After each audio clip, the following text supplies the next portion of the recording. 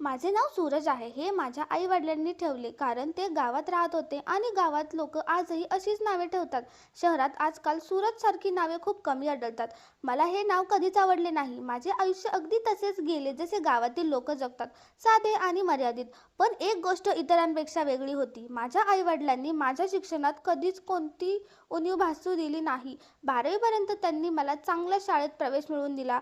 तिथे शिक्षक कडक होते पण मनापासून शिकवणारे होते. मी रोज सकाळी सूर्य उगवण्यापूर्वी उठायचो आणि आपल्या खोलीत बसून पुस्तकं उघडायचो.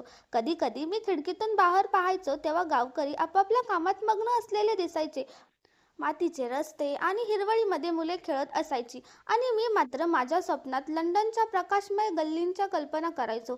12वीत मला खूप चांगले गुण मिळाले आणि मी एका खाजगी महाविद्यालयात प्रवेश घेतला. कॉलेजचे वातावरण वेगळे होते. वर्गखोल्या मोठ्या आणि स्वच्छ होत्या. शिक्षक समजूतदार आणि ज्ञानी होते आणि आम्हा विद्यार्थ्याला प्रत्येक गोष्ट समजावून सांगण्याचा प्रयत्न करायचे. मी प्रत्येक विषयात खूप मेहनत घेतली आणि शिष्यवृत्तीवर शिक्षण पूर्ण केले.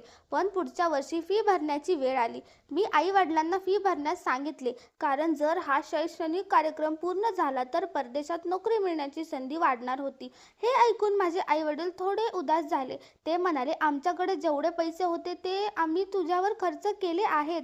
जर ही फी देखील भरावी लागली तर आमच्याकडे काहीच उरणार नाही. आम्हाला जमिनी विकाव्या लागतील, गुरेढोरे विकावे लागतील आणि आमची शांतताही हरवून बसेल." मी म्हणालो, "जमिनी आणि गुरे तुम्ही सोबत वर घेऊन जाऊ शकत नाही. सर्व काही तर माझ्या जवळच राहणार आहे." आणि मी हक्काने सांगितले की माझा हिस्सा तर मला मिळायलाच हवा ना. या भांडणानंतर वडील सतत आजारी राहू लागले आणि तो दिवस माझ्यासाठी खूप कठीण होता. हृदयविकाराच्या झटक्याने त्यांचे निधन झाले. त्यांच्या जाण्यानंतर घराची सर्व जबाबदारी माझ्या खांद्यावर आली.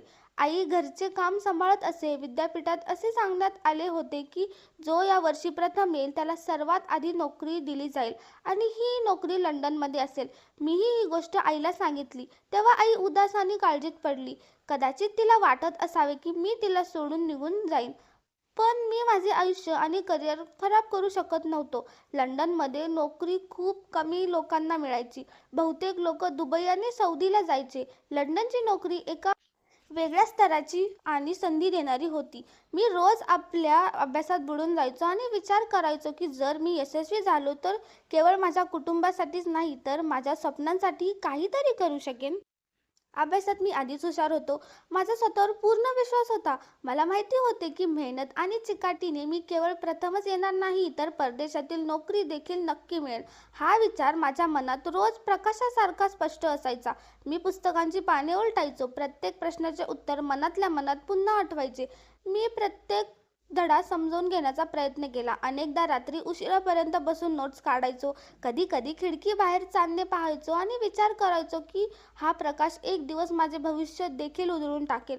जेव्हा माझ्या आईला हे जाणवले की मी खरोखरच तिला सोडून जाऊ शकतो तेव्हा तिने एक नवीन मार्ग अवलंबला. आई वडील अनेकदा असेच करतात. ते छोट्या छोट्या गोष्टीतून मन वळवण्याचा प्रयत्न करतात. आई बऱ्याच काळापासून आजारी होती आणि आता ती घरकाम करणाऱ्या स्थितीत नव्हती. तिने मदतीसाठी एका मुलीला घरी बोलवले. ही मुलगी आईच्या एका मैत्रिणीची मुलगी होती. तिचे नाव माधुरी होते. ती घरकामात हातभार लावू लागली. कपडे शिवणे, शिलाईकाम, भरतकाम, स्वयंपाक करणे आणि गुरांची काळजी घेणे ही तिची रोजची कामे झाली. आईचा असा विचार होता की जर माधुरी माझ्या समोर राहिली तर मला तिच्याबद्दल ओढ निर्माण होईल किंवा मी तिला पसंत करू लागेल. कारण आईला स्वतःच्या पसंतीने माझे लग्न माधुरीशी लावून द्यायचे होते. मुलगी दिसायला वाईट नव्हती, उलट ती खूप सुंदर होती. मी आईला विचारले की ती किती शिकलेली आहे. आई हसून म्हणाली, "शिक्षण काय रे बाळा, तुला तर माहीतच आहे आपल्या गावात फक्त इयत्ता 8वी पर्यंतच शाळा आहे. त्यानंतर तिथे सर्वांचे शिक्षण थांबते. माधुरीने फक्त 8वी पर्यंत शिक्षण घेतले होते. बाकी सर्व घरकाम ती शिकली होती." मी आईला म्हणालो, "आई मला कोणाचे उपकार नकोत आणि माझ्या बायकोकडून तू ज्या कामांची यादी सांगतेस त्याची मला काहीच गरज नाही. जर ती थोडेफार शिकलेली असती तर मी विचार केला असता. पण तिच्याशी लग्न करण्यास मी स्पष्ट नकार दिला." काही दिवसानंतर माधुरी परत निघून गेली. आई मला म्हणाली, "तू फक्त स्वतःचेच म्हणणे खरे करतोस. आमचे एकही ऐकत नाहीस. असे कधी नसते." मी शांत स्वरात म्हणालो, "असेच असते." आता मी आईशी उद्धटपणे वागू लागलो होतो. माझ्या विचारात अहंकार वाढू लागला होता. जशी लंडनची नोकरी जवळ येत होती तसा मी स्वतःला दररोज अधिक प्रगत आणि सामर्थ्यवान समजू लागलो होतो. माझ्याच मेहनतीवर पूर्ण विश्वास होता आणि या विश्वासामुळेच मी छोट्या अडचणींकडे दुर्लक्ष करून फक्त माझ्या मोठ्या ध्येयाकडे वाटचाल करत होतो. मी रात्रीच्या वेळीही पुस्तकात गढून जायचो आणि विचार करायचो की यश माझ्या चरणी असेल. सर्व काही माझ्या हातात येईल. माझी आई मला सतत समजावत असे, रडत असे आणि काही ना काही बहाणा करून मला थांबवू पाहत असे. पण मी थांबलो नाही. मी माझ्या मनात पक्के ठरवले होते. माझी नोकरी लागताच मला तिथे इंटर्नशिप करायची होती आणि त्यानंतर माझी नोकरी कायम होणार होती. मी माझी तयारी सुरू केली, जेणेकरून सर्व काही लवकरात लवकर पूर्ण होईल. आई म्हणू लागली, "मी तुझ्याशिवाय कशी राहणार?" मी म्हणालो, "पूर्ण गावात आपले नातेवाईक राहतात आणि ती मुलगी जिला तू त्या दिवशी बोलवले होतेस ना, तिला पुन्हा बोलवून घे." आधी अडचण ही होती की मी घरी होतो, त्यामुळे तिचे इथे राहणे योग्य नव्हते. आता जेव्हा मीच घरी नसणार, तेव्हा ती आरामात इथे राहू शकेल. आई म्हणाली, "बाळा, कोण कोणाच्या घरी जाऊन सेवा करते?" मी म्हणालो, "मी तिला पैसे देईन. तू पैशाची काळजी करू नकोस. मी खूप पैसे पाठवेन." "आई, पैशांनी तू सर्व काही विकत घेऊ शकतोस. नोकरीही आणि सुखसोयीसुद्धा." आई म्हणाली, "पण मूल तर विकत घेता येत नाही ना." मी म्हणालो, "मुलाला त्याचे आयुष्य तर जगू दिले पाहिजे. मी फक्त यासाठी जन्माला आलो नव्हतो की तुम्ही म्हातारे झालात की मी तुमच्या पायाशी बसून राहावे." मी आईशी खोटे बोललो की मी दर 3 महिन्यातून परत येईन. हे ऐकून आईला थोडे समाधान वाटले. तिला वाटले, चला 3 महिने तर कसेबसे निघून जातील. पण आईला खरे कोण सांगणार की लंडनहून परतणे इतके सोपे नसते. लोकं 2-2 वर्ष परत येत नाहीत. मग मी कुठून येणार? पण सध्या हे खोटे बोलणे गरजेचे होते. आमच्या गावात विमानतळ नव्हते, त्यामुळे मला आधी शहरात जावे लागणार होते. मी गावातूनच आईला नमस्कार करून निघालो. आई म्हणाली, "आज 1 तारीख आहे आणि हा वर्षाचा पहिला महिना आहे. आता तू 4थ्या महिन्याच्या 1 तारखेला येशील, हो ना?" मी म्हणालो, "हो, नक्की. 1 तारखेच्या आधीच येईन." तिने सांगितले की ती माझी वाट पाहणार, इथेच बसून वाट पाहणार. "तू नक्की ये." मी म्हणालो, "येईन." "का नाही येणार? तुमच्याकडे नाही तर कुठे जाणार?" मी तिला सांगितले की किराणा मालाच्या दुकानदाराकडे मी पैसे पाठवून देईन.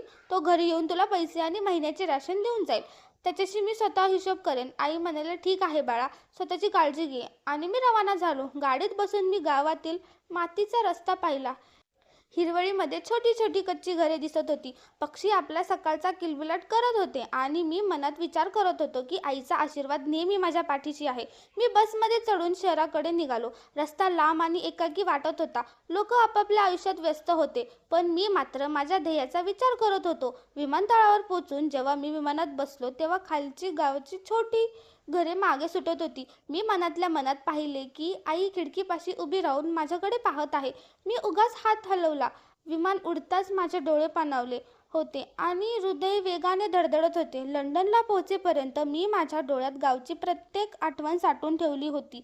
पण जशी लंडनची हवा माझ्या कानांना स्पर्शली आणि मी तिथे पोहोचलो, त्यानंतर मला इतर काहीच आठवले नाही. मला चहूकडे नवीन शहर, नवीन वातावरण दिसले. लोक खूप घाईघाईने चालत होते. गाड्या आपल्या वेगाने धावत होत्या आणि प्रत्येक गोष्ट मला थक्क करत होती. मी एक दीर्घ श्वास घेतला. माझ्या मनात माझी स्वप्ने सातत्यात उतरताना मला जाणवत होती. इथे माझी नोकरी विद्यापीठातच लागली होती. माझी नियुक्ती ॲडमिन म्हणून झाली होती, त्यामुळे तिथेच माझ्या राहण्याची उत्तम सोय होती. जेवण मोफत, राहण्याची जागाही मोफत. इतकी छान सोय की काय सांगू. चांगली नोकरी, मान सन्मान, अजून काय हवे होते? ही जागा सोडून आईच्या कुशीत जाऊन बसण्याचा विचार करणारा कुणीतरी वेडाच असेल. आता मी ठरवून टाकले होते की हेच माझे आयुष्य आहे. तसेही मला नेहमीच त्या गावातून बाहेर पडायचे होते. ते गाव जिथे 10वी शाळाही नव्हती. तिथल्या लोकांची विचारसरणी तरी काय असणार? ते कधीच मोठा विचार करू शकत नव्हते. ते फक्त जुन्या रूढी परंपरांना धरून बसलेले असतात, ज्यांचा आजवर कोणालाही काही फायदा झाला नाही. मी तर देवाचे आभार मानतो की मी तिथून बाहेर पडलो आणि आता माझ्यासमोर संपूर्ण आयुष्य होते. माझ्याकडे गरजेपेक्षा जास्त पैसे असायचे, कारण खाण्यापिण्याचा आणि राहण्याचा खर्च जवळजवळ शून्य होता. मी दर रविवारी लंडनच्या प्रसिद्ध ठिकाणी भेट द्यायला निघायचो. सर्वात आधी मी टॉवर ब्रिजला जायचो. पाण्याच्या कड्याने चालताना जुन्या दगडी इमारतींच्या छताकडे मी टक लावून पाहायचो. कधी कधी मी पुलावर चढून खाली वाहणाऱ्या थेम्स नदीचे पाणी पाहायचो. सूर्याच्या किरणांनी पाण्याची चमक लख्ख असायची आणि छोट्या नौकाच्या हालचालीमुळे लाटा निर्माण व्हायच्या. हा नजारा पाहून मन प्रसन्न व्हायचे. तिथून मी बिग बेनकडे जायचो. घड्याळाचे ते मोठे काटे आणि ती उंच इमारत मला चकित करून टाकायची. आसपासच्या लोकांचा गोंगाट आणि बसगाड्यांचा आवाज मला आयुष्याची जाणीव करून द्यायचा. त्यानंतर मी वेस्टमिनिस्टरकडे जायचो. तिथले जुन्या मंदिरांसारखे मोठे दरवाजे आणि उंच घंटा पाहून मला शांतता मिळायची. प्रत्येक खांबात आणि नक्षीकामात शतकांचा इतिहास दडलेला जाणवायचा. बकिंगहॅम पॅलेसच्या बागेत फिरायचो, हिरवळीच्या मैदानात फिरायचो आणि कारंजापाशी बसायचो. पाण्याचे थेंब सूर्यप्रकाशात चमकत असायचे. लोक आरामात बसून पुस्तके वाचायचे. मुले कुत्र्यांसोबत खेळायची. कधी कधी मी जायचो जिथे कलाकार आपली कला सादर करायचे. मी तिथे थांबून त्यांना पाहायचो आणि त्यांची चित्रे आपल्या डोळ्यात साठवून ठेवायचो. कधी कधी मी लंडन आयकडे फिरायला जायचो. तिथून संपूर्ण शहराचा नजरा दिसायचा. पुलाच्या कडेला बसून लोकांची ये जा आणि पाण्याचा प्रवास पाहत राहायचो. हाईड पार्कच्या मोठ्या मैदानावर बसून मला खूप सुकून मिळायचा. तिथे पक्ष्यांचा चिवचिवाट असायचा. मुले खेळायची, लोक सायकल चालवायचे आणि मी हे सर्व नीट निरखून पाहायचो. कधीतरी नॅशनल गॅलरीला जायचो. तिथली चित्रे आणि मूर्ती पाहून माझे डोळे विस्पारून जायचे. रविवारी या सर्व ठिकाणांना भेट देऊन संध्याकाळी मी घरी परत यायचो. दिवसभराचे हे सर्व नजारे माझ्या मनात गोड आठवणी बनून राहायचे. मी आईला पैसेही पाठवत होतो. मला इथे येऊन 1 महिना झाला होता. मी किराणा दुकानदाराला फोन करून विचारले की जिथे आई राहते तिथे सर्व काही ठीक आहे का. तिथे भाजी, दूध, दही सर्व काही मिळायचे आणि मी त्याला सांगितले होते की हे सर्व घरी पोहोचूनच देत जा, जेणेकरून आईला दररोज बाहेर जाण्याची गरज पडणार नाही. त्याने मदतीसाठी एक मुलगाही ठेवला होता जो वस्तू घरी पोहोचवण्याचे काम करायचा. मी त्याच मुलाशी फोनवर बोलायचो कारण आईकडे फोन नव्हता. आईला फोन वापरता येत नव्हता. साधा बटनांचा फोन सुद्धा तिला जमायचा नाही. मी त्या मुलाला विचारले की घरात सर्व काही ठीक आहे ना. तो म्हणाला, हो सर्व ठीक आहे, पण तुमची आई खूप काळजीत आणि उदास असते. मी म्हणालो, काळजीत तर असणारच ना. मुलगा घरापासून लांब गेल्यावर कोणाला आनंद होणार. हे तर स्वाभाविक आहे. ठीक आहे. आईने निरोप पाठवला होता की तू 1 तारखेला येणार आहेस, तर तुझ्यासाठी काय जेवण बनवू. मी दुकानदाराला सांगितले की तिला सांगून द्या की माझ्या आवडीचे जेवण बनव, कारण आता वेळ जवळ आली होती आणि ज्या दिवशी मी परत येईन असे म्हटलं होतं तो दिवस उजाडला. पण मी गेलोच नाही. मी खूप मोठी चूक करत होतो. जर मी तिथून विनाकारण सुट्टी घेतली असती तर मला नोकरीवरून काढून टाकले असते. अशा प्रकारे काळ सरकत राहिला. 2 आठवड्यानंतर दुकानदाराने मला सांगितले की तुमची आई रोज दरवाजापाशी बसून तुमची वाट पाहत असते आणि पूर्ण गाव हीच चर्चा पसरली होती की मुलाने आईला वाऱ्यावर सोडले आणि बिचारी आई त्याची वाट पाहत आहे. मी म्हणालो, म्हाताऱ्या माणसांचे हेच उद्योग असतात. वय झाले की लोकांची सहानुभूती मिळवण्यासाठी ते अशा गोष्टी करतात. ती माझी आई आहे, मला माहीत आहे. जर माझी पत्नी किंवा मुले असती तरीही मी ही नोकरी सोडून सतत त्यांच्यापाशी बसून राहिलो नसतो. माझ्या मनात फक्त एक विचार असायचा की जे काही व्हायचे आहे ते होणारच, कारण त्यावर माझे नियंत्रण नव्हते. मी ना काही थांबवू शकत होतो ना काही बदलू शकत होतो. मी माझ्या खोलीत बसून विचार करायचो की आईने माझी वाट पाहणे हा तिच्या ममतेचा एक मार्ग आहे. ती आपली उदासी आणि चिंता लोकांसमोर व्यक्त करते, जेणेकरून लोकांना तिचे दुःख समजावे. पण मला ठाऊक होते की ती माझी आठवण काढत आहे. दररोज दरवाजापाशी बसणे, त्या छोट्या रस्त्यांकडे डोळे लावून पाहणे आणि मुलगा कधी परत येईल याचा विचार करणे, या सर्व गोष्टीतून तिचे साधेसुधे आयुष्य आणि माझी अनुपस्थिती स्पष्टपणे जाणवत होती. मी मनात विचार केला की जे काही आहे ते काळाप्रमाणे बदलून जाईल. मी फक्त माझ्या ध्येयाकडे पाहत होतो आणि लंडनची नोकरीच माझ्या विचारांचे केंद्र बनली होती. आता फक्त आईला पैसे पाठवणे हीच माझी जबाबदारी उरली होती. मी दर महिन्याला किराणा दुकानदाराला फोन करायचो आणि पैसे घरी पोचवायला सांगायचो. तो मुलगा जो भाजी, दूध आणि दही पोचवायचा, तो सर्व वस्तू घरी देऊन मला सर्व काही ठीक असल्याचे सांगायचा आणि अशाच प्रकारे काळ सरकत राहिला. लंडनमध्ये आता फक्त माझी नोकरीच नव्हती, तर मला साथ देणारी एक व्यक्तीही मिळाली होती. माझी एका मुलीशी मैत्री झाली. तिचे नाव टीना होते. ती दुसऱ्या धर्माची होती, पण आपल्या पद्धतीत आणि चालीरीतींमध्ये तिला खूप रस होता. म्हणून आमची मैत्री झाली. ती माझ्याशी बोलायची. भारतात लोक कसे राहतात, मुलींचे शिक्षण कसे होते, हे सर्व विचारायची. मी तिला लंडनमधल्या भारतीय हॉटेलमध्ये घेऊन जायचो. ती प्रत्येक गोष्ट कुतूहलाने पाहायची आणि आनंदी व्हायची. अशा प्रकारे आमची मैत्री हळूहळू प्रेमात बदलली. मला वाटले की जर मी आधी प्रेमाची कबुली दिली तर तिला वाटू शकते की मी कोणत्या तरी स्वार्थापोटी हे करत आहे. पण एक दिवस तिने स्वतःहून सांगितले की ती मला पसंत करते आणि माझ्याशी लग्न करू इच्छिते.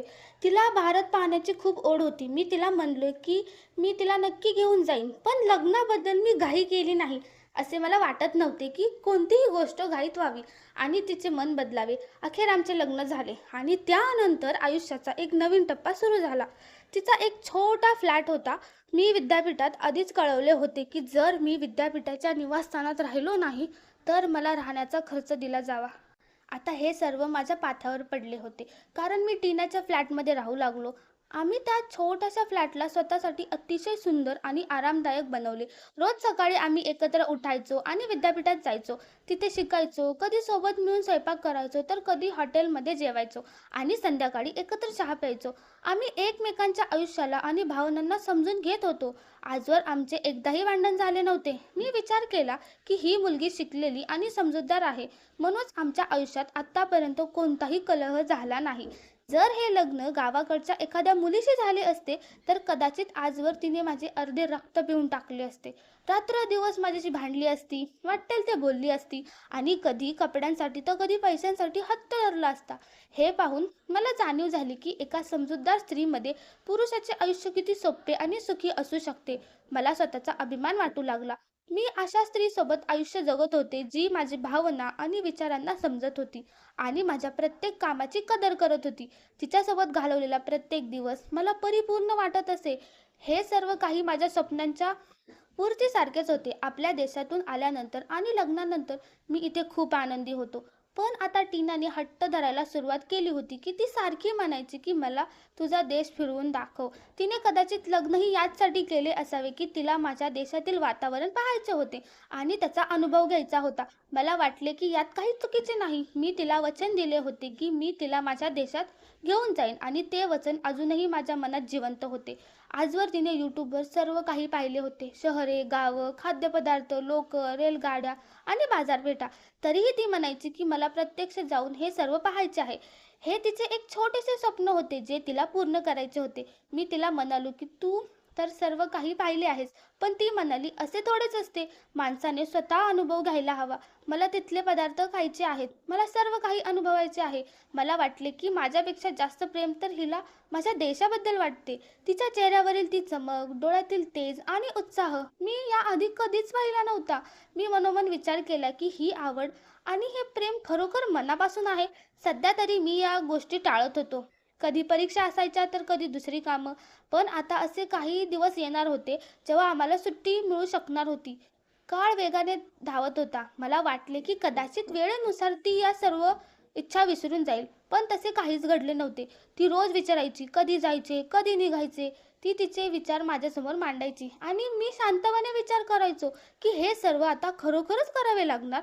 मला जाणवले, की टीनाच्या मनातील ओढीने आणि प्रेमाने मला पूर्णपणे घेरले आहे. एका दिवशी तिने मला खूप कडक शब्दात सुनावले, की तू मला वचन दिले होतेस. तू मला तुझा देश फिरवशील. मला तुझे गाव दाखवशील. तुझ्या गावातील घर दाखवशील. पण त्या गावातल्या घरातच राहणार आहोत. मला ते पाहण्याची खूप ओढ आहे. पण आता तू माझे अजिबात ऐकत नाहीस. तू माझ्याकडे दुर्लक्ष करतोय. मी शांत बसून विचार करत होतो, की ही समजूतदार स्त्री खरोखर मला ओळखते आणि तिला कळून चुकले आहे, की मी तिला कोणत्याही खोट्या बहाण्याने थांबवू शकत नाही. मला जाणवले, की मी पूर्णपणे अडकलो आहे. तिच्या उत्साहाने आणि प्रेमाने माझ्या मनावर ताबा मिळवला होता. तसेच आता उन्हाळ्याच्या सुट्ट्याही लागल्या होत्या. याचा अर्थ असा, की आपण सुट्ट्यांमध्ये जाऊ शकत होतो आणि अशी संधी आयुष्यात दरवर्षी मिळत नाही. टीनाने स्वतःहून सांगितले होते, की प्रवासाचा जो काही खर्च होईल तो ती उचलेल. फक्त मला तिला घेऊन जायचे होते. मीही विचार केला, की चला जाऊया. तिची इच्छाही पूर्ण होईल आणि मी माझ्या आईलाही भेटून घेईन. ती अतिशय उत्साहाने आणि प्रेमाने माझ्या देशातील प्रत्येक ठिकाण पाहण्यास तयार होती. मी माझ्या कल्पनेतील चित्रात विचार केला, की आम्ही दिल्लीची ऐतिहासिक ठिकाणे पाहू, आग्र्याचा किल्ला पाहू, तिथल्या बुलंद दरवाजाच्या उंच भिंती पाहू, त्या जुन्या गल्ल्या जिथे लोक आपली छोटी मोठी कामे करत असतील. मी विचार केला, की आम्ही मुंबईच्या समुद्रकिनारी जाऊ, तिथली हवा अनुभवू. मी माझ्या मनात चित्रे पाहिली, की आम्ही मनालीच्या पहाडी भागात जाऊ, जिथे उंचावरून संपूर्ण शहराचा नजारा दिसेल आणि आम्ही तिथले पदार्थ खाऊ. मला वाटले, की हे सर्व अनुभव टीनासाठी किती छान असतील. गावाकडचा प्रवास कसा असेल, मातीचा सुगंध, शेती, खेळणारी मुले आणि चरणारी गुरेढोरे. प्रत्येक गोष्ट साधी पण खऱ्या आयुष्याने भरलेली असेल. मी विचार केला, की आईशी पुन्हा भेट होईल. तिच्या डोळ्यात आनंद असेल आणि मी टीनासोबत हे क्षण घालवेन. मी मनामध्ये प्रत्येक क्षणाचे चित्र उभे केले. आम्ही शेतातून कसे फिरू, घराच्या अंगणात बसू आणि आईच्या हातचे जेवण जेवू. मला जाणवले की टीनाच्या ओढीमुळे मलाही माझ्या देशाच्या कानाकोपऱ्याची आठवण झाली आहे. मी विचार केला की आम्ही लखनौच्या बाजारपेठात जाऊ. तिथल्या गर्दीच्या गल्ल्यांमध्ये रंगीबेरंगी कपडे, सुगंधी मसाले, चमकणारी फळे हे सर्व पाहू आणि ती प्रत्येक गोष्ट थक्क होईल. मी मनात स्वतःशीच वचन दिले की मी तिला प्रत्येक ठिकाणी घेऊन जाईन आणि हे सर्व तिला प्रत्यक्ष दाखवीन. मला टीनाचा उत्साह आणि प्रेम जाणवत होते. तिच्या डोळ्यातील ती चमक, चेहऱ्यावरचा आनंद आणि ती नेहमी म्हणायची की मला तिथे जाऊन स्वतः सर्व काही अनुभवायचे आहे. मला वाटले की ही तिची मनापासूनची इच्छा आहे आणि मला तिच्या आवडीचा आदर करायला हवा. मी माझ्या मनात निर्णय घेतला की आपण जाणारच. सर्व काही तिच्या आवडीनुसार करायचे. मी विचार केला की आपल्या गावचा हा प्रवास आमच्या आयुष्यातील सर्वात सुंदर क्षणांपैकी एक असेल आणि यामुळे आमचे प्रेम अधिक घट्ट होईल. मी तिला म्हणालो, चला तर मग जाऊया. एवढी कामे आहेत तर मग निघूया. ती विचार करू लागली, तुझे तिथे जे घर आहे ते किती मोठे आहे? आपल्या या फ्लॅटसारखे आहे का? मी म्हणालो, वेडी आहेस का? आपल्या फ्लॅटसारखे नाही. असे 20 फ्लॅट एकत्र केले की एक घर बनते. ती थक्क झाली. ती म्हणाली, इतके मोठे घर आहे तुझे? मी म्हणालो, हो, पण ते गावात आहे. ती म्हणाली, पण गावातली घरे चांगली असतात ना? मी म्हणालो, तू देशातल्या गावांबद्दल खूपच जास्त वाचले आहेस वाटतं. तुला हेही माहीत आहे की गाव चांगले असते, शहर नाही. ती हसू लागली आणि म्हणाली, मला याच गावच्या घरात राहायचे आहे. मी मनात विचार केला की हे चांगलेच आहे. तसेही मी तिला हॉस्टेलमध्ये किंवा एखाद्या हॉटेलमध्ये ठेवू शकत नव्हतो, कारण त्यात खूप खर्च झाला असता. गावच्या घरात राहिली तर उत्तमच आहे. आईलाही आनंद होईल. तिला पाहून असे वाटायचे की ती खूप सुंदर आहे आणि इतर परदेशी स्त्रियांसारखी नाही. तिचे संस्कारही चांगले होते. ती आदराने बोलायची आणि इथे येण्यासाठी तिने भारतीय कपडेही विकत घेतले होते, जेणेकरून ती हुबेहूब भारतीय स्त्रीसारखी दिसावी. मग अजून काय हवे होते? परत आल्यावर सर्वात आधी मी एक मोठी गाडी भाड्याने घेतली, कारण आम्हाला फिरण्यासाठी स्वतःची गाडी असणे गरजेचे होते. गाडीवाल्यांनी सांगितले होते की विमानतळावर उतरताच मला गाडीची चावी मिळेल. मी महिनाभरासाठी एक खूप छान गाडी भाड्याने घेतली होती. खरं तर मी माझ्या पत्नीशी काही खोटेही बोललो होतो की मी तिथला मोठा जमीनदार आहे, माझे मोठे घर आहे, खूप पैसा आहे वगैरे. मी तिला हे खोटेही सांगितले होते की ही गाडी माझी स्वतःची आहे आणि ड्रायव्हर विमानतळावर गाडी सोडून निघून जाईल. कारण साहजिकच ती माझ्यापेक्षा जास्त सुंदर होती, चांगल्या ठिकाणी वाढली होती आणि माझ्यापेक्षा जास्त पैसे कमवत होती. मलाही तिच्यासमोर खोटे बोलून स्वतःची प्रतिष्ठा जपायची होती आणि मी काही खूप जास्त खोटे बोललो नव्हतो. घर खरोखरच खूप मोठे होते, गावचे घर होते. ते पाहून ती खुश झाली असती. मी माझ्या आईशी जे खोटं बोललो होतो त्या हिशोबाने तर आत्तापर्यंत माझ्या गावच्या अनेक चक्रा व्हायला हव्या होत्या. पण मी कित्येक वर्षानंतर परत येत होतो. जेव्हा मी ती चमकणारी गाडी घेऊन आणि आपल्या सुंदर परदेशी पत्नीला बाजूला बसून थाटात गावात शिरलो, तेव्हा मला आशा होती की गावातील सर्व मुले माझ्या गाडीमागे धावतील आणि ज्यांच्यासोबत माझे बालपण गेले ते सर्व वडीलधारी लोक मला पाहून खुश होतील. मला वाटले होते की मुले नक्कीच गाडीच्या दिशेने धावत येतील, पण तसे काहीच घडले नाही. मुलांनी माझ्याकडे पाहिले खरे, पण कोणीही गाडीच्या मागे धावले नाही. गावातील वडीलधारी मंडळी माझ्याकडे अशा नजरेने पाहत होती जणू मी एखादा मोठा गुन्हा करून आलो आहे. एका वृद्धाने तर दुरूनच मला शाप दिला, ज्याला माझ्या पत्नीने नमस्तेचा इशारा समजून हात हलवला. ती म्हणाली, येथील लोक तुला ओळखतात ना? मी म्हणालो, हो, ओळखतात. पण मनात विचार करू लागलो की हे लोक मला शाप का देत आहेत? मला काहीच उत्तर सुचत नव्हते. मी गाडी पुढे नेत राहिलो. जेव्हा मी घराच्या जवळ पोचलो तेव्हा दुरूनच घर ओसाड आणि रिकामे दिसत होते. आईने बाहेर जी छोटी झाडे, वाफे आणि फुले लावली होती ती सर्व उद्ध्वस्त झाली होती. सगळीकडे माती झाली होती. मी गाडीतून उतरून जवळ गेलो. पाहिले तर दरवाजाला टाळे होते आणि त्या टाळ्यापाशी एक चिठ्ठी टांगलेली होती. माझ्या हातातून गाडीची चावी गळून पडली. मी ती चिठ्ठी उचलली आणि वाचली. त्यावर लिहिले होते की हे घर विकले गेले आहे. माझे घर कोणीतरी विकलेले होते आणि माझी आई कुठे आहे? माझे हृदय वेगाने धडधडू लागले. डोळ्यात पाणी आले. मी त्या किराणा दुकानदाराकडे गेलो तर तो मला पाहताच पळून गेला.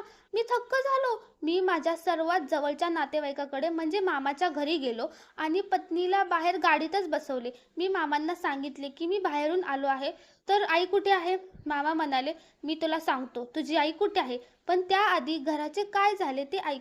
मी म्हणालो, हो, घराचेही सांगा. मामा म्हणाले, तुझ्या बायकोशी आमचे काही नाते नाही आणि तुझ्याशीही नाही. आता तू फक्त आमचे बोलणे शांतपणे ऐक. मी विचारले, "काय झालं आहे?" मामांनी सांगितले, "तुझी आई तुझी वाट पाहता पाहता या जगातून निघून गेली.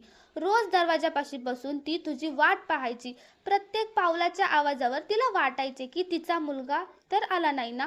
पण अखेर ती हे जग सोडून गेली. मरण्यापूर्वी तिने आपले सर्व काही त्या अनाथाश्रमातील मुलांच्या नावावर केले, ज्यांना आई-वडील नाहीत. तिने असा विचार केला असावा की त्यांच्याचपैकी कोणीतरी तिच्यासाठी देवाकडे प्रार्थना करेल. कारण तू तर आला नाहीस, मग तू काय प्रार्थना करणार?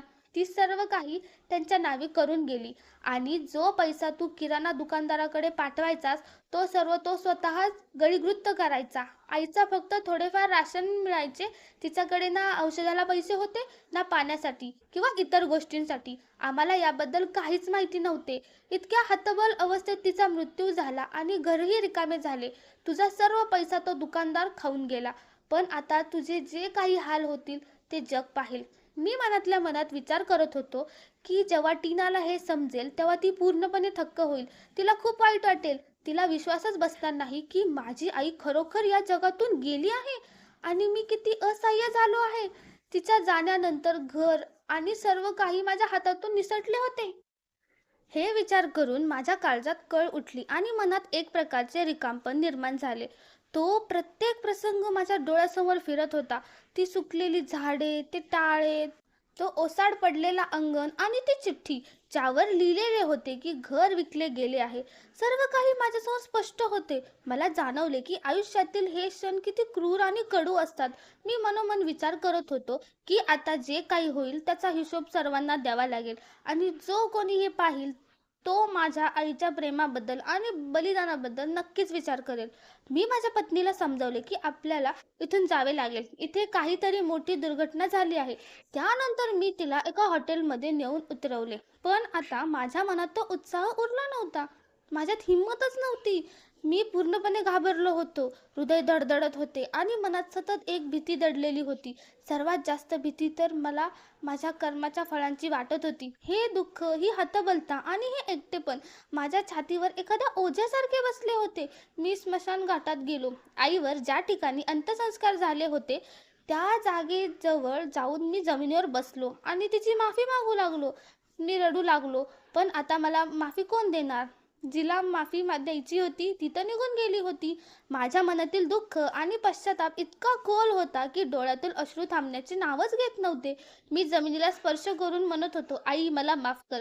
माझ्या चुका झाल्या. मी दिलेली वचने पाळली नाहीत. पण आता खूप उशीर झाला होता.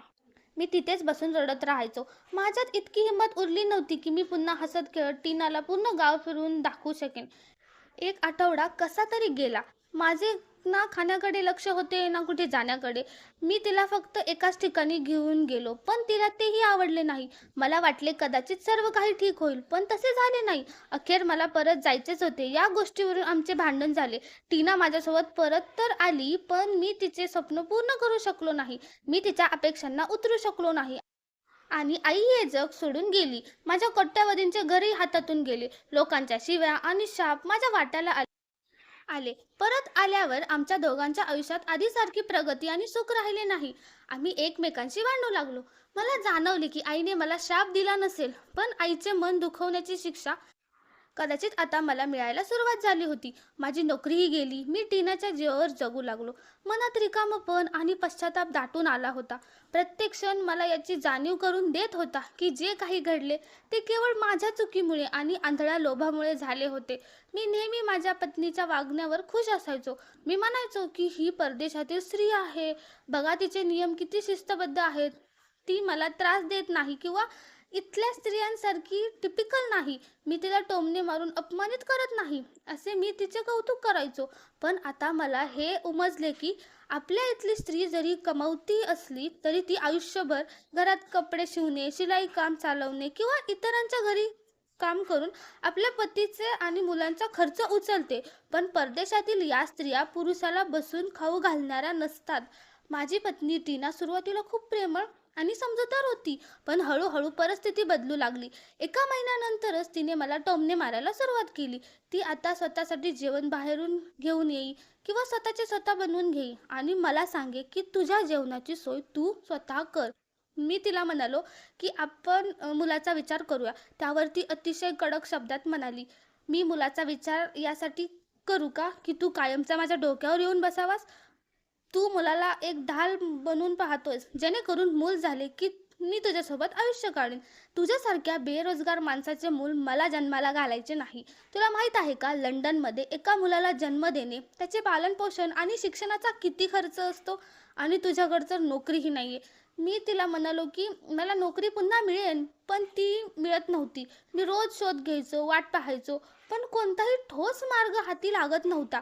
आमची भांडणे रोज वाढू लागली होती. मला जाणवले की आता प्रेम आणि जगण्याचा उत्साह संपला आहे. उरली आहे ती फक्त कडू आठवण आणि भांडणे. प्रत्येक दिवसाची सुरुवात एका नवीन वादाने, संध्याकाळ एका नवीन भांडणाने होऊ लागली. आम्ही एकमेकांसाठी सुखाचे किंवा शांततेचे कारण उरलो नव्हतो, तर प्रत्येक क्षण एक ओझे आणि मानसिक छळ बनला होता. एका दिवशी मला समजले की टीना दुसऱ्या कोणाशी तरी नात्यात आहे. मी संतापून तिला विचारले, की "मला किमान सांगायचे तरी होतेस."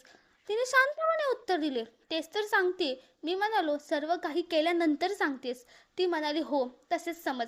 त्यानंतर तिने माझे सामान भरून मला तिच्या अपार्टमेंटमधून बाहेर काढले. मी पूर्णपणे एकटा झालो होतो. माझ्याकडे ना नोकरी होती, ना कोणतीही वस्तू. माझ्या आयुष्यात काळोखी रात्र पसरली होती. एका क्षणात सर्व काही संपले. माझ्याकडे जे काही होते ते आता उरले नव्हते. एक काळ असा होता जेव्हा माझ्याकडे सर्व काही होते आणि आता मी रिकाम्या हाताने उभा होतो. मला आठवले की माझ्या आई-वडिलांनी माझ्यासाठी सोन्याची अंगठी बनवून घेतली होती. तीच अंगठी विकून मी परतीच्या तिकिटाची सोय केली आणि माझ्या देशात परत आलो.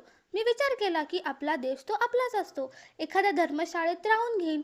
इथे कोणी विचारणारे नाहीये. पण मनात ते दुःख आणि पश्चाताप लपलेला नव्हता. लंडनच्या आठवणी, टीनासोबत घालवलेले क्षण आणि ते आनंदाचे दिवस आणि आता निर्माण झालेले रिकामेपण माझ्या आत्म्यावर ओझे बनले होते. मला जाणवले की उंचीवर पोहोचल्यानंतर घसरणही येते. मी ती उंची पाहिली होती आणि आता ही घसरण अनुभवत होतो. माझ्याकडे असलेली सर्व बचत आधीच संपली होती. मी कोणत्याही नातेवाईकाच्या घरी जाऊ शकत नव्हतो आणि घराबाहेरही सर्व काही माझ्या हातातून निसटले होते. पण मी जे शिक्षण घेतले होते, जी परदेशी पदवी माझ्याकडे होती आणि शिकवण्याचा जो अनुभव होता, त्याचमुळे मला एक लहान खाजगी शाळेत नोकरी मिळाली. पगार जास्त नव्हता, पण त्यात उदरनिर्वाह करणे भागच होते.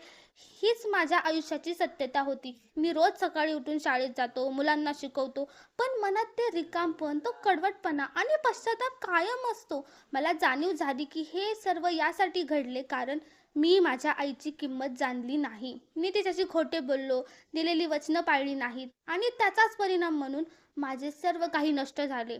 मी वर्गात बसून मुलांना शिकवताना प्रत्येक क्षणी विचार करतो की जे काही झाले ते माझ्या स्वतःच्या चुकीमुळे झाले. मी वारंवार विचार करतो की जर मी आईचा सन्मान केला असता, जर मी खोटे बोललो नसतो, तर आज ही वेळ आली नसती. माझ्या मनात एक प्रकारची अस्वस्थता दाटून येते, एक अंतराची राग, जो प्रत्येक क्षणी मला माझ्या चुकीची आठवण करून देतो. शाळेत नोकरी करताना मी दिवस ढकलण्याचा प्रयत्न करतो, पण मनात ते दुःख कायम असते. मला वाटते की जर माझी आई जिवंत असती तर हे असे झाले नसते. मी स्वतःला वारंवार सांगतो की ही माझीच चूक होती की मी आईला महत्त्व दिले नाही आणि आज मला त्याची शिक्षा मिळत आहे. मी इथल्या स्त्रियांच्या विरोधात होतो. पण आज मला हे समजले की पुरुष कितीही वाईट असला तरी इथल्या स्त्रिया त्यांच्यासोबत संसार करतात. त्याने प्रार्थना केली, दुसरे लग्न केले किंवा खर्च दिला नाही तरीही त्या त्याच्यासोबत राहतात. पण माझी पत्नी टीनाने माझ्याशी प्रतारणा करून सर्व नाती तोडून टाकली आणि मला कुठेच ठेवले नाही. आता ती फक्त माझ्या आठवणीत उरली आहे. मला तिच्यासोबत कुटुंब सुरू करायचे होते, पण ती मला कधीच समजू शकली नाही. मुख्य म्हणजे तिथे हे सर्व इतके सामान्य आहे की तिला याची जाणीव झाली नाही की तिने मला एक संधीही दिली नाही. कदाचित ते लोक कधीच पश्चाताप करत नाहीत आणि आपण आयुष्यभर पश्चाताप करत राहतो. अडचण ही होती की मी पैसे कमवायला निघालो होतो, जेणेकरून लग्न करून पत्नीचा खर्च उचलावा, एक घर उभे करावे. पण घर फक्त पैशांनी बनत नाही हे उमजले नाही. घर आईच्या आशीर्वादाने आणि तिच्या अस्तित्वाने बनते आणि जेव्हा तीच उरत नाही तेव्हा सर्व काही असूनही काहीच उरत नाही. आता माझ्या आयुष्याचा एक दिनक्रम बनला आहे. आठवड्यातून एकदा मी स्मशानात घाटात नक्की जातो. पहाटे जेव्हा तिथे शांतता असते, मंद वारा वाहत असतो, झाडांची पाने हळूहळू हलत असतात आणि पक्ष्यांचा किलबिलाट वातावरणात घुमत असतो, तेव्हा मी त्या जागेपाशी जाऊन बसतो, मातीला स्पर्श करतो आणि बराच वेळ गप्पा बसतो, जणू काही शब्दच संपले आहेत. मग हळूहळू डोळ्यातून पाणी वाहू लागते. मी रडतो, आईशी बोलतो आणि म्हणतो, आई एकदा तरी स्वप्नात ये, माझ्याशी बोल, मला ओरड, हवे तर मला काहीतरी सुनव, पण मला तुझे दर्शन दे. मी देवाकडे प्रार्थना करतो की तिने माझ्या स्वप्नात यावे, मी तिची माफी मागावी, पण ती माझ्या स्वप्नात येत नाही. रोज रात्री मी या आशेने झोपतो की कदाचित आज ती येईल, पण दर सकाळी रिक्त डोळ्यांनी जागा होतो.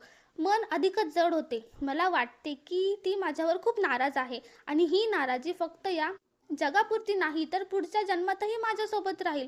मी अनेकदा विचार करतो की मी काय गमावले आणि कशाच्या बदल्यात गमावले. एक आई जी प्रत्येक परिस्थितीत माझ्यासोबत होती, जिने स्वतःच्या वाट्याचे सुख त्यागून मला शिकवले. तिलाच मी एकटं सोडलं.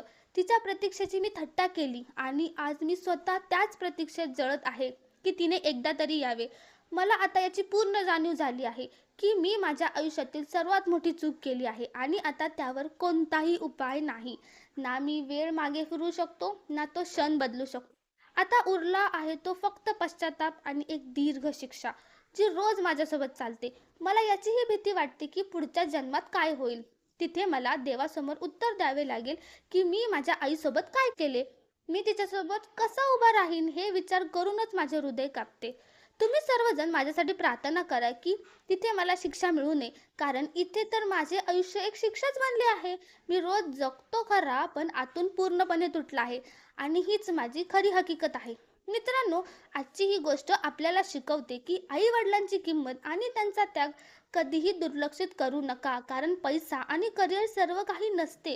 खोटेपणा आणि अहंकार माणसाला हळूहळू आपल्या माणसांपासून दूर नेतात. खरी यशस्वीता तीच आहे ज्यात आपल्या कुटुंबाचा आनंद आणि आशीर्वाद सोबत असतो. अन्यथा एकट्याने मिळवलेले यश अखेरीस दुःख आणि पश्चातापात बदलते. जर तुम्हाला ही कथा आवडली असेल तर व्हिडिओला लाईक करा, शेअर करा. धन्यवाद.